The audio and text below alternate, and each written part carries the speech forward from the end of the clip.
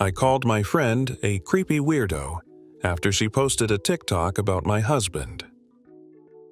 I never thought my friendship with Lena would be the one thing that could come between my husband and me.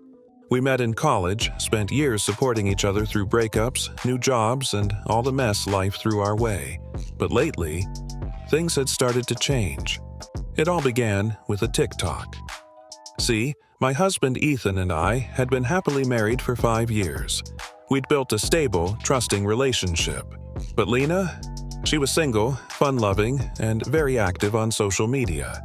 That's where things took an unexpected turn. A few weeks back, Lena posted a TikTok from a party we had thrown. Just a casual post, I thought, until I watched it closely. The video was of her and her friends dancing and laughing, with Ethan in the background, casually chatting with her.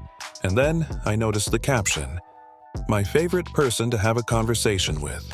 #mycrush." I couldn't believe my eyes. Was I overreacting, or was something very wrong here? At first, I tried to brush it off. After all, it's social media, right?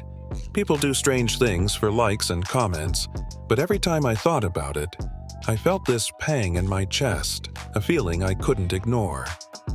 Why would Lena post something like that about my husband, and with that caption?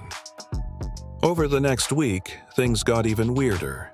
Lena kept bringing Ethan up in conversation, always laughing a bit too hard at his jokes, leaning a little too close, even when I was right there. I couldn't shake the feeling that something was off. I decided I had to confront her, calmly, just to clear the air. I called her and asked about the TikTok. "Oh, it was just a joke," she laughed, brushing it off like it was nothing. But when I pressed her, her laughter faded.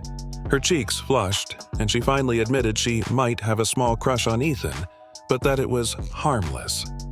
Harmless? I mean, who calls their best friend's husband their crush on a public video? Let's be real, that's not harmless. Would you be okay with this? I told Lena it made me uncomfortable, that it felt weird and a little invasive. But that's when she got defensive, calling me paranoid and saying I was reading into things. Hurt and frustrated, I lashed out and called her a creepy weirdo. She stormed off, and we haven't spoken since. But it didn't end there. Just when I thought I could let it go, I noticed something else. A series of late-night texts on Ethan's phone from Lena. Each one a little more personal, a little more intimate. My hands shook as I read the messages. They weren't incriminating, but there was a familiarity, a warmth that made me feel like an outsider. When I confronted Ethan, he assured me it was innocent, that he'd never see Lena that way. But I couldn't shake the feeling that things had crossed a line. Was I losing my best friend? Or had I already lost her to my husband? 3 people, 1 TikTok, and a trust that may be broken forever. If you're as hooked as I am on real-life stories like these, make sure to check out my next video. Because sometimes, the scariest betrayals are the ones we never see coming.